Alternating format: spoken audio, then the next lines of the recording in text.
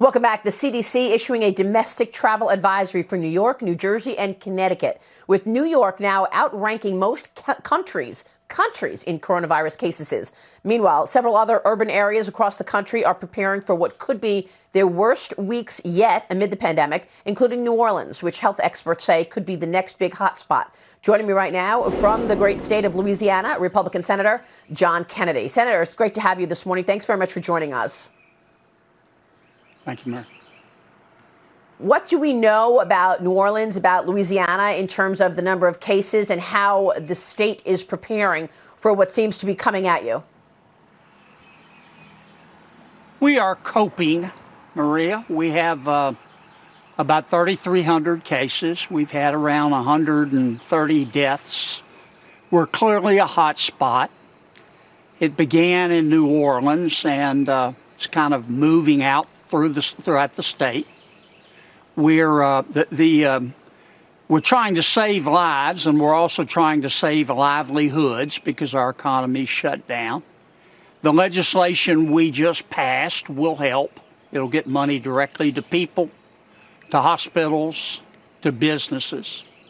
I will say that a lot of my people are very upset at the spending porn on pet projects that was slipped into the bill. But my people are also grateful for help from the American taxpayer. Well, let's talk about that. What do you see as porn that you were forced to put in here? Lindsey Graham just came on and said that his colleagues on the left, or he said Nancy Pelosi specifically put a gun to his head in terms of getting that $25 million in there for the Kennedy Center.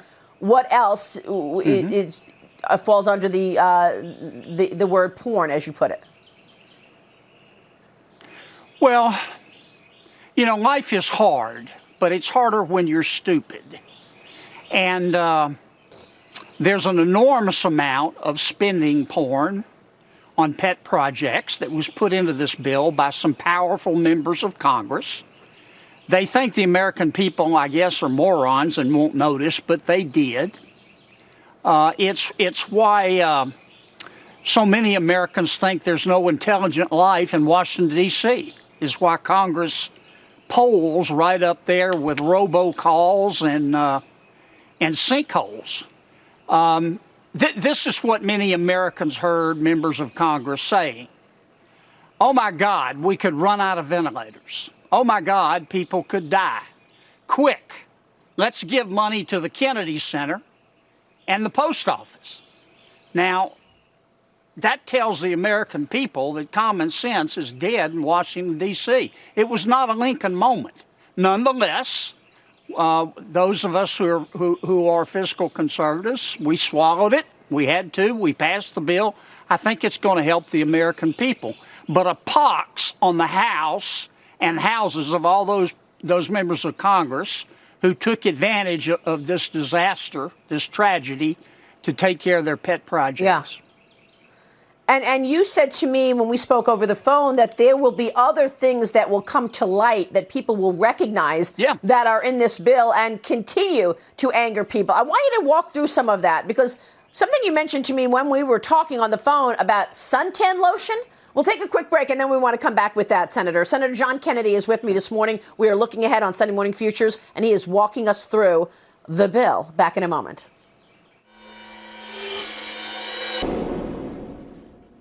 Welcome back, and we're back with Louisiana Senator John Kennedy. And Senator, we're talking about what is in this relief package. And over the weekend, you mentioned to me something about suntan lotion that people were not aware of that's in this bill. Can you tell us what's in the bill that we are unaware of? Yes, there's all kind of porn in this bill. There's a provision to speed up FDA review of sunscreen products. There's money in this bill for the National Endowment for the Arts, for the National Endowment for Humanities. There's money in this bill for housing. There's money in this bill for NASA. There's money in this bill for a $500,000 water project in Utah. I made a list, Maria. There's money in here for the Smithsonian. I love the Smithsonian. So you had to agree to all of this? It's not a priority right now. And let me say one more thing. The Department of Treasury in Washington is holding $26 billion of uncashed savings bonds that belong to the American people. I tried to put a provision in to tell Treasury to give the names and addresses to the state treasurers so they can start getting this money back to people when they really need it. I was told, oh, it's not relevant to the bill. And then I pick up the bill and see stuff in here like sunscreen review at the FDA, money for housing. Unbelievable. Money for NASA. So I mean, it's you perverse. You had to agree to all of this. You had to agree to all of this to get your colleagues on the left to vote for unemployment benefits and to get cash into America's pockets during this recession critical moment in time? That's the only way you would get their vote? It was started by Speaker Pelosi with her left of Lenin bridge to nowhere projects.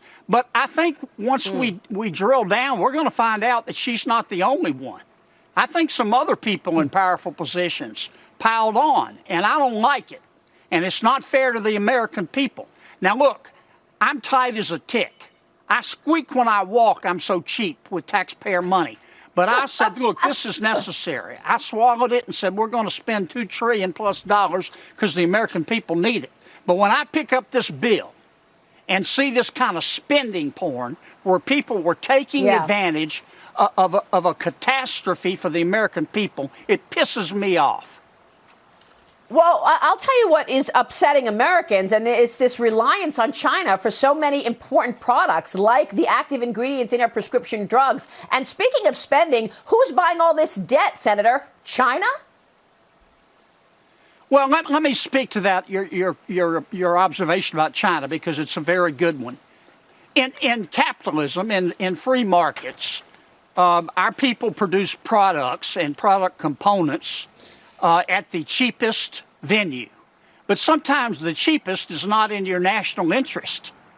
And we may be able to buy components for pharmaceutical drugs cheaper in China, but we've learned through this experience that may not be in the national interest. And after this is over and we beat the virus, and we will, you're going to see some changes made. What are you going to do about it? Long overdue. Yeah, you're right. We are looking for legislation to ensure that America is not so reliant on China. We know that they threatened to hold back those prescription drugs in the middle of all of this. Senator, it is good to see you this morning, and we so appreciate all of that you are doing. Thank you, sir.